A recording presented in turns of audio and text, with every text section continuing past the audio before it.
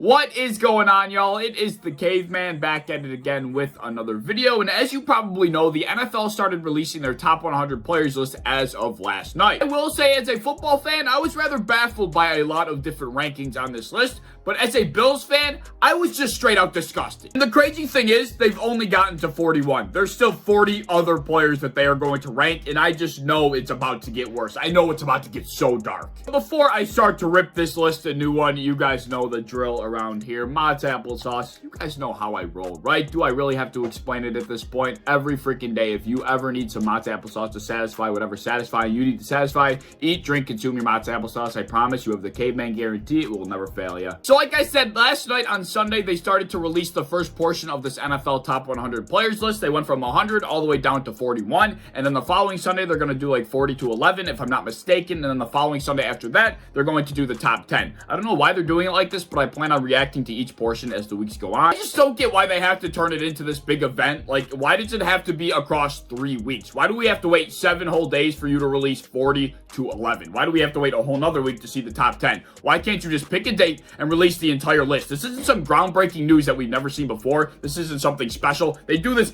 each and every year. Why do they have to do it over 3 weeks? We don't give that much of a shit. You losers do this shit every year. Literally, this top 100 players list is something they've always done. Why do they have to make it such a big deal?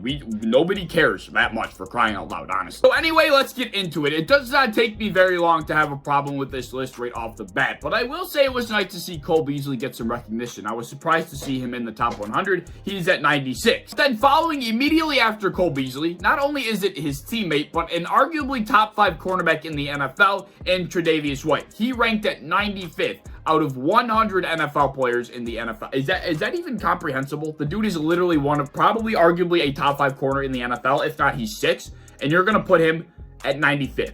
95th? Are we good? Are we good in the mentals here? I just hate the freaking narrative of Tre'Davious White having a down year. Like, yeah, it was a down year, but in comparison to the year before that, yeah, he freaking balled out. It's kind of hard to replicate that sort of success. He really didn't have a down year. It just wasn't necessarily to the expectations that followed the year before that. I mean, it's not that hard of a concept. It just bothers me that Tre'Davious White doesn't get the credit that I feel like he deserves, because he just plays in a scheme where he does not have to follow the best receiver around the field. He plays in a scheme where his secondary is good enough where he doesn't have to follow and shadow the best guy. That doesn't mean he can't do it if he had to. He just doesn't have to, because he's on the Buffalo Bills secondary, and it's one of the best secondaries in the NFL. He does not have to follow the best receiver all over the field. That's just the scheme we play. We're a zone defensive team. It's a luxury to have as a freaking football team. We just don't have to do that, but that does not mean he couldn't do it if he had to, and that really bothers me. I mean, give me a break. They put Marshawn Lattimore above Tre'Davious White, 10 spots above Tre'Davious White. What year is this? Are we still living in 2017? Yeah, sure, he won Rookie of the Year. He had a fantastic first season, but that's it. That's it. He's been average to below average ever since. He's not that good, especially going into 2021.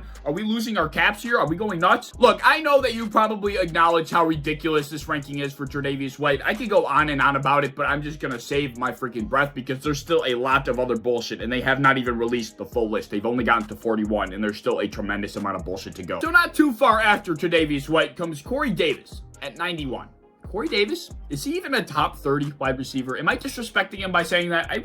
I think he's probably borderline a top 30 wide receiver, and you have him at 91 in the top 100, but he's barely a top 30 player at his own position, let alone a top 100 player in the league, and you have him above one of the best corners in the NFL. I mean, Corey Davis, like, really? Come on. And what puts salt in the wound about that Corey Davis ranking is that he's only 4 spots behind, arguably a top 5, but certainly a top 10 wide receiver in Allen Robinson. What are they watching? Like, really? Is Corey Davis that close to Allen Robinson? I don't think Corey Davis is even in the zip code. It's even in the country of Allen Robinson. Like, let's be real here. Corey Davis is good, but he's not Allen Robinson good. He's not on that same level. Not even close. They had Allen Robinson at 87th. 87th? A top 10 wide receiver at 87th?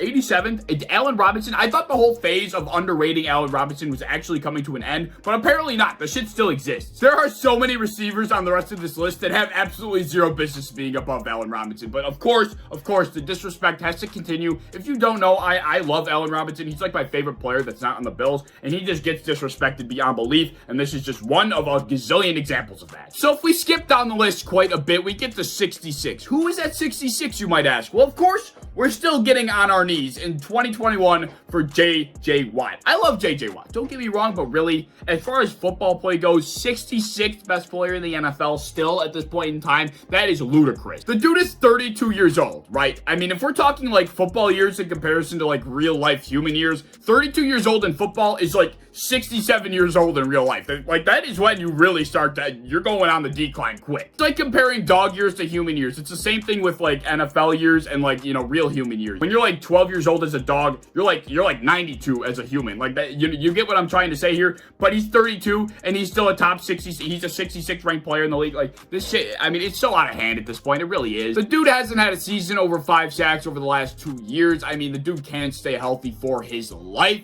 I understand he's got a big social media presence. He's one of the biggest advocates the NFL has to offer. I understand all of that. But when it comes to his football play, we don't have to give him all of this recognition. I mean, you can separate the two. It's possible. Like, I love J.J. Watt. He's one of the greatest human beings in the league and probably one of the best human beings on the freaking planet. Like, this guy is amazing. But we can separate that from football for a second. And we can say that he just isn't quite what he used to be. And he probably isn't a top 70 player in the NFL, if even a top 100. We're just continuously giving him recognition because I feel like they just have to. I think they feel like they have to because of how much he does for the NFL. And I feel like that's it. Like, it's not about football play when it comes to J.J. Watt anymore. I mean, even Madden just did this bullshit. They gave him the 5th best pass rush ranking at 94 overall. Like, seriously? J.J. Watt, 94 overall in 2021. The dude, like I said, the dude hasn't had over 5 sacks over the last 2 seasons. And he's getting a 95 overall going into 2021, 2022. Like, that is just... I mean, I think you get what I'm trying to say here. Shortly down this list, we get the 61, which belongs to Chase Young. I'm just glad they had the decency to put Chase Young over J.J. Watt. I would not have been shocked if it was the other way around, but I'm just glad they had the common sense and the decency to at least put Chase Young above J.J. Watt. But still, I don't think 61 does any justice to Chase Young. I think he belongs a little bit higher on this list. I'm not too pressed about this one, but for crying out loud, the dude literally on his first pass rush snap in this past week, he literally blew by the offensive tackle and strip sacked Cam Newton. It was like the first pass rush snap of the entire year, and this dude makes this offensive tackle look like he's never played the position before, blows by him and gets a strip sack. I mean, he is pretty damn dominant. I mean, I think he belongs a little high. Scooching up about 10 spots, we get the 53rd. Who's at 53rd? Justin Jefferson. I think if you've seen a couple of my videos in the past, I'm not a big fan of hyping up Justin Jefferson like he's the best thing since sliced bread, which I feel like everybody's acting like right now. This is an issue. This is a very large issue when it comes to fan bases and when it comes to ranking players. Just because you have one good year, just because a rookie has an outstanding year, doesn't automatically put him in the top 10 of that position. Doesn't automatically put him in the top 60 of players in the NFL. I get he had pretty much a historic rookie season, but that does not mean he is going to replicate that. That doesn't mean he's going to keep that up. I am one to say that he's going to be a great receiver in the league, but one season does not define who you are. I'm sorry. I mean, there are so many examples of players that have one great season and then it's over. I'm not saying that's going to happen to Justin Jefferson, but saying just one good season in the NFL is enough to put him above so many other receivers that have been playing at an elite level for such a long time. To put Justin Jefferson above so many other guys, I just think it's so just disrespectful to those guys. Like, it's just so, I feel like it's out of touch. Listen to this. They have Justin Jefferson above Michael Thomas, who I understand is going through a lot of injury troubles, but still above Michael Thomas, Chris Godwin, Allen Robinson, Calvin Ridley, Keenan Allen, and the list probably goes on. Those were the notable guys that I saw. But above all of those guys, like, come on. These other guys that I just named have been doing elite things for years and years. And you're going to tell me that Justin Jefferson is already better? Come on. And this isn't even a problem with this list. This is a universal problem. NFL fans do this shit on the daily. Like I said, I think Justin Jefferson is good. In fact, I think he's great. I think he's going to be an elite receiver for years to come.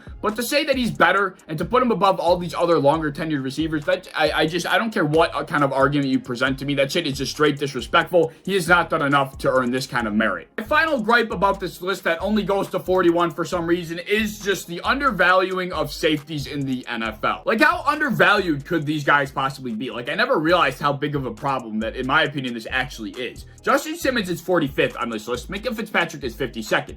These two guys are arguably top 3 safeties in the NFL. They're easily top 5. Yet they can't even crack beyond 45? Like, really? If two guys that are arguably in the top 3 of safeties in the NFL, easily the top 5, can't even crack beyond 45th, who the hell is in front of them? What safety are you telling me is better than them? And if there's not another single safety on this list, that, in my opinion, means the safety position is being extremely undervalued in the NFL. And that shit's just wrong, in my opinion. That shit's just wrong, man. Tyrann Mathieu, who I don't think is really on the level of either of the guys I just mentioned, is also behind both of them, which is how it should be. But I still feel like all three of these guys maybe might be too low. I think Tyrann Mathieu is in a good place, but Justin Simmons and Minkah Fitzpatrick, I think they deserve to be quite a bit higher. Like, seriously, they only made the first portion of this list in your 3-week big release event. They're only in the first portion.